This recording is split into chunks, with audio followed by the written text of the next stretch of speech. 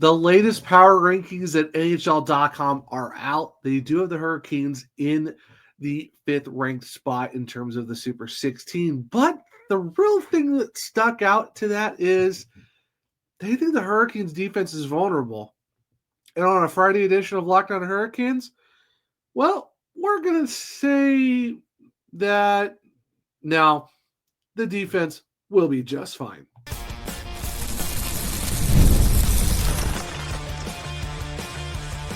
You're Locked On Hurricanes, your daily podcast on the Carolina Hurricanes. Part of the Locked On Podcast Network, your team every day. Welcome to a Friday edition of Locked On Hurricanes, your team every day, part of the Locked On Podcast Network. Thank you to the Everydayer for making this your first listen of the day. 5 days a week, Monday through Friday, talking everything about your Carolina Hurricanes. I'm your host, Zach Martin. I'm the credentialed Carolina Hurricanes beat writer over at the Hawkers, also the co-host of the Surgecast, which is a weekly Carolina Hurricanes podcast, along with all of my duties here at Locked On Hurricanes. On this Friday edition of the show, we're going to take a look at what the NHL.com writers, or the writer that wrote about the Hurricanes, felt about the team going into the 25-26 season as they wrap up the month of July with their latest Super 16 rankings. And like I said, the Hurricanes were 5th, but there were some questionable things that they were talking about in terms of the Hurricanes, so we'll dive into that. And also going to talk about why the Hurricanes defense is going to be fine, because there's nothing really to be concerned about when it comes to that. And all in all, where do I believe the Hurricanes should be kind of ranked in their end of July before we turn into August type of rankings.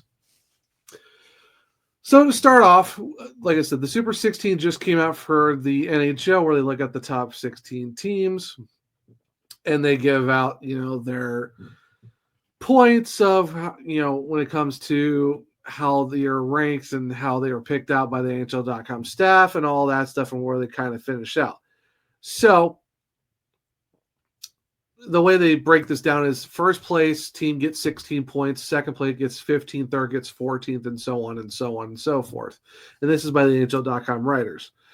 So to give a quick view of the top 5, they have the Florida Panthers with 208 points, the Golden Knights at 182 points, the Dallas Stars at 166 points, the Edmonton Oilers at 153, and the Carolina Hurricanes at 148. And surprisingly enough, Colorado 147, and then drops down to the Jets in 7th with 127. So a 1-point separation between Carolina and Colorado for the 5th spot, but it's a 20-point drop to Winnipeg. But this is what Paul Stravinsky said, and this is a staff writer for NHL.com with the Carolina Hurricanes. I quote, "With their Stanley Cup ambitions intact, the Hurricanes will enter training camp with a slightly younger roster and a clear understanding of how narrow their margin for error will be if they hope to finally break through. Offensively, Carolina has improved with the addition of Nikolai Ehlers, one of the top forwards available in free agency. He brings speed and much-needed top-6 scoring to an already solid core featuring Sebastian Aho, Seth Jarvis, Andrei Svechnikov, and Logan Stankoven, who is expected to make a full-time impact. However, the defense looks potentially vulnerable following the departures of Brent Burns, Dmitry Orlov, and Scott Morrow. Keandre Miller is their only significant addition to date. Carolina's well-established identity under coach Rod Brind'Amour should comfortably ensure a playoff berth, but the emergence or acquisition of another top 4 defenseman will be needed for a Stanley Cup run." Now, it's very interesting when you look at what Stravinsky said when it comes to looking at the top 6. Obviously, he mentions Nikolai Ehlers, then it's Aho, Jarvis, Svechnikov, and Logan Stankoven. However, Logan Stankoven didn't really play a lot of top 6 with the Hurricanes back half of the season after the trade deadline. One guy who did make a big difference in the top 6 for the Hurricanes was Taylor Hall. And it's interesting how he wasn't added into this top 6 group with what he did for the Hurricanes last season. Does that mean Logan Stankoven could be part of the top 6? Maybe, depending on how they feel his role is going to be. Is it going to be winger, or is it going to be second-line center? Who knows? But my thing here is they said it's potentially vulnerable for the defense. but then goes and mentions Brent Burns, Dmitry Orlov, and Scott Morrow. I like Scott Morrow, but he played a handful of games in the regular season and played a couple of games in the playoffs due to injuries, especially when it came to, Jalen Chatfield being out and Sean Walker also being out as well. Of course, that was mainly for the Eastern Conference Final. But that being said, losing Scott Morrow for me is not is the Hurricanes defense vulnerable with Scott Morrow gone? I don't really think so. And Brent Burns was okay last season, but obviously you could tell he lost a step. Father time catches up to everyone, and he was dealing with coming off a surgery last year that no one really knew about other than the team. So, yeah, there was a little bit of a step there. And Dmitry Orlov was all right for the Hurricanes, but I wouldn't say that he was a super impactful guy during the long stretches of the season or maybe even in the playoffs. So I don't really see it as a big vulnerable question mark for the Hurricanes when you still got the best defenseman in the league, Jacob Slavin, on your defense. Jalen Chatfield has significantly made himself a top 4 defenseman pretty much on a good majority of these hockey teams because that's how he's gotten so much better over time. So Jalen Chatfield has put himself as a top 4 defenseman in the league. And you still have Sean Walker and Shane Gostisbehere that if they're not on the Hurricanes, those guys are easily top 4 defensemen as well. So if you look at the Hurricanes defense overall, just with those 4 guys of Slavin, Gostisbehere, Walker, and Chatfield, that could actually be your top 4, and you would kind of feel good about that. That's a pretty solid top 4. And yeah, they did mention K'Andre Miller being the most significant impact, or the quote being significant addition to date. If you're talking defense, yeah, he's a significant addition to the defense, and yeah, he's definitely another top 4 guy. So really, you have basically Jacob Slavin's your sole top 2 defenseman. But you have a lot of other top 4 defensemen already on this roster. Like I said, Gostisbehere, Walker, Chatfield, and even K'Andre Miller. So really you have 4 top 4 defensemen on your defense and your 1 top 2 defenseman in Jacob Slavin. And then you're also talking about Alexander Nikishin, who, only played in 4 playoff games for the Hurricanes. Hasn't really played a full season in North America, hasn't really played a regular season game, but there's a lot of upside and there's a high ceiling for this kid. He's one of the best defensemen in KHL history. And, a lot of people were falling over themselves to try to get a way to get him, but he signed with Carolina. So that's still a good, solid player to have to come into your system. So that could be your lone top 6 defenseman if you're going by EA rule standards and stuff like that. But even then, I don't really see the defense being vulnerable. It just doesn't make sense to me how you can look at a team that's known for their defense with Tim Gleason as your defense coach. You still have Jacob Slavin, who I said is the best defensive defenseman in the NHL. And you have at least 3 other guys, really 4 guys that are top 4 defensemen on any roster in the league. So I don't really understand where they said this is a potential vulnerable position for the Hurricanes. But then it lists a guy in Morrow who didn't really play 20 games with the Hurricanes, did okay, but I wouldn't say it's a needle mover. Brent Burns' age and step back it did help, but it also wasn't really a big impactful thing. And Dmitry Orlov was all right, but I wouldn't say losing him is a detriment to the defense. Outside of playing with Chatfield, Dmitry Orlov was okay at best. So I don't see where the correlation is. We're losing, Brent Burns, who's 40, it took a step back last year. And like I said, due to an injury, that's understandable. And okay, Dmitry Orlov, who had some flashes of being a good defenseman, and a young kid who didn't even have 20 games under his belt. So I don't see where the vulnerability is. And to me, I think the defense is going to be completely fine next year.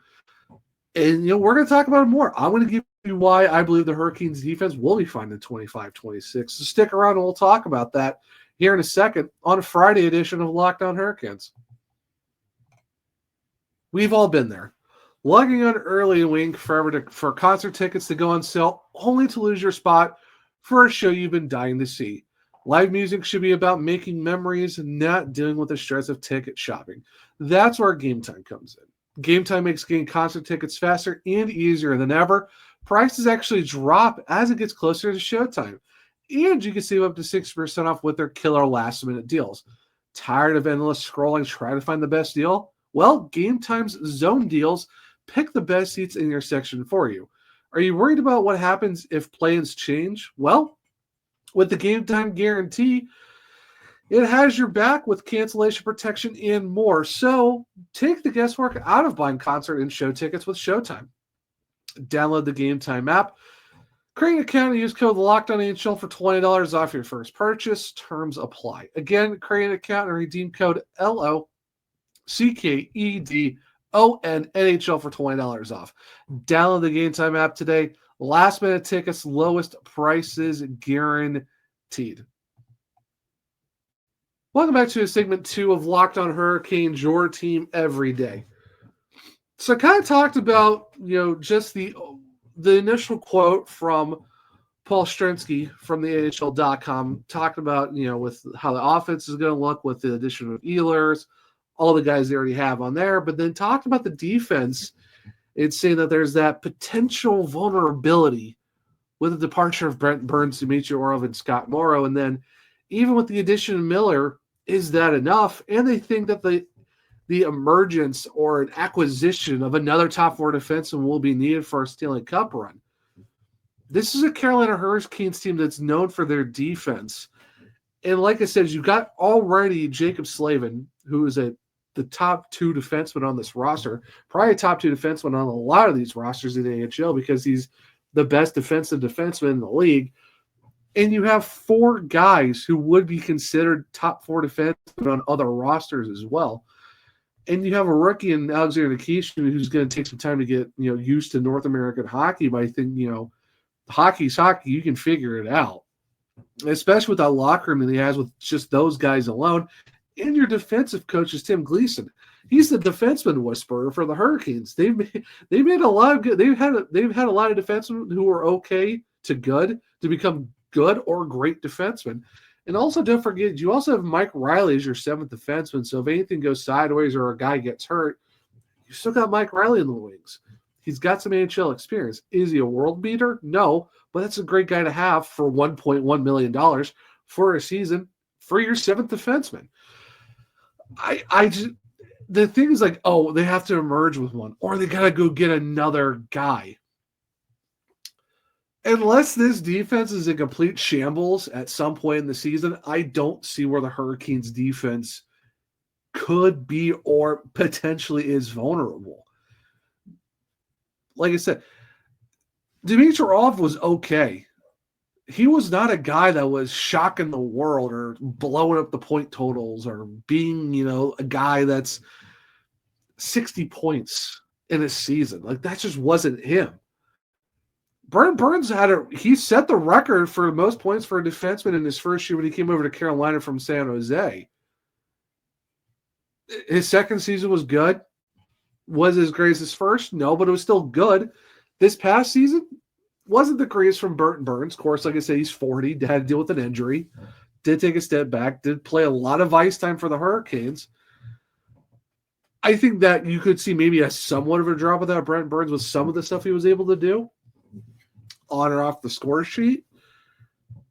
And also too, like I mentioned in segment 1, Scott Morrow was a good player, but he played less than 20 games for the Hurricanes in the regular season and played a handful of playoff games.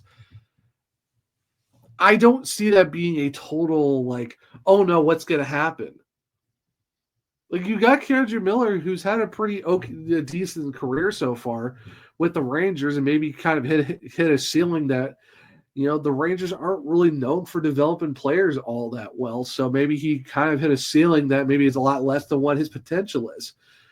I mean, the Hurricanes got Brady Shea from the Rangers, and a lot of people thought that he was an okay defenseman, but then he comes to Carolina and turns into a great defenseman that got a 7x7 with the Predators last season. Maybe that could be the same thing for Keandre Miller. So if the Hurricanes and Gleason can figure out how to unlock more potential at Keandre Miller than a lot of people thought he was going to have, then maybe, hey, there you go. The Hurricanes took a shot. $7.5 million for 8 seasons. Congratulations. You got a young guy who brings more speed, offensive upside, can block shots, had over 100 last year, and had over 100 hits last year. He's the most physical guy for the Hurricanes in terms of hits. And like I said, over 100 blocked shots. You'll gladly take that. Smooth out some of the rough edges. I think Keandre Miller could be a really great defenseman for you, for the Carolina Hurricanes, for the next 8 seasons. And like I said, you got Sean Walker, who a lot of teams wanted last year. Hurricanes got him. Shane Gostisbehere comes back for a second round, led a defenseman in points last year. He was top 10 on the entire team in points. Power play quarterback. I thought he was – I love Shane Gostisbehere. I thought he was great for the Hurricanes. I'm glad he's with the team. So I don't see where the question mark is of being vulnerable when, yeah, there's maybe a little bit of different role changes, but yeah, the defense is younger, but the defense got faster. Defense got a little bit more physical. Because a lot of people talk about, the Hurricanes aren't a physical team. I mean, they hit a good amount. There's a lot of nights they were out hitting the other team. They just don't do the extracurricular stuff that people consider physical. They'll hit you. But guess what? They got a guy in Keandre Miller, over 100 hits, 100 block shots. Hey, we'll take that. Alexander Nikishin, he's not afraid to throw the body around. He was playing over the KHL with this, which is considered the second best hockey league in the world. Against grown men, he's only 23. He was the captain the last 2 seasons at 22 and 23 years old. He's played with grown men in his early 20s as the captain of the Scott St. Petersburg team. I'm not worried about this kid. It's just him getting used to playing North American hockey, getting used to the language. But it's the Carolina Hurricanes. I think they're pretty good at developing some young guys to make them really good hockey players. So I'm not worried about that. Could there be is there a slight possibility of a potential vulnerability for the Hurricanes? I mean, it's never zero. It's never impossible, but I don't see it to where it's, with all these guys leaving, are the Hurricanes vulnerable in defense? Is their identity in crisis?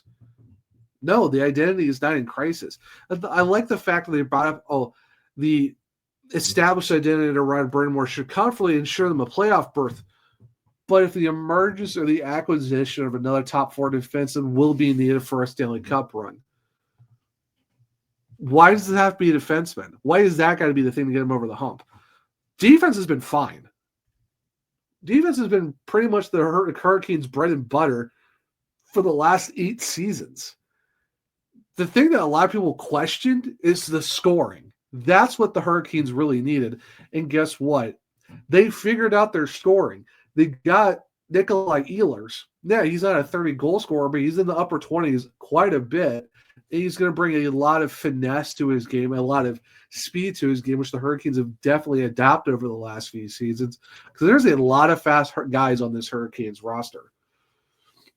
You keep Taylor Hall for another 3 seasons after a great, introduction to the team last year. He comes over, 4 power play goals in the first couple months. Like, Taylor Hall was great. He gets a good contract extension.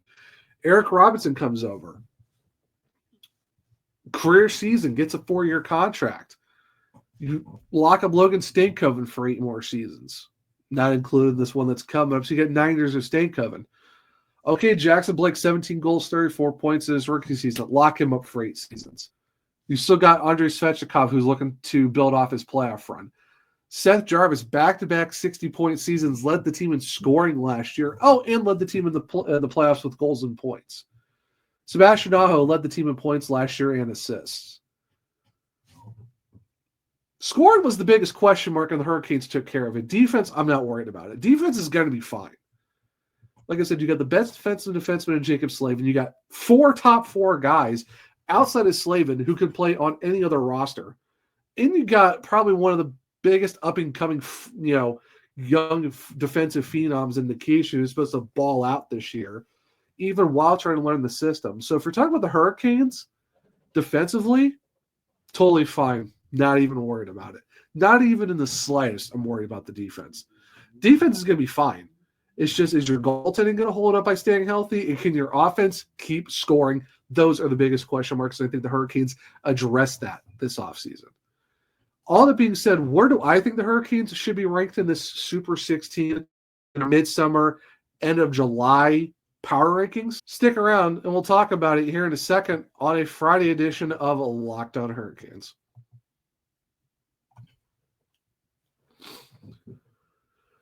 Welcome back to segment 3 of Locked On Hurricanes, your team every day. So going back to the Super 16, looking at this power ranking from NHL.com, like I said, they had the Florida Panthers the number 1. Can't deny it. They're bringing a lot of guys back. This is basically going to go through Florida. Golden Knights, yeah, you signed Mitch Marner. It's going to be, you got Thomas Hertl still there. Jack Eichel. Still got Mark Stone, Barbashev, Cowboy Carlson, Colton Sissons, Brandon Saad, Kolasar. Yeah, this Vegas team is going to be probably a problem. You look at the Dallas Stars. Yeah, they brought Jimmy Bain back, Colin Blackwell, Matt Duchene. But they lost Mikael Granlund's going to Anaheim. Marshman's gone. Danov's gone. Cody Cece's gone. Cody Cece's whatever.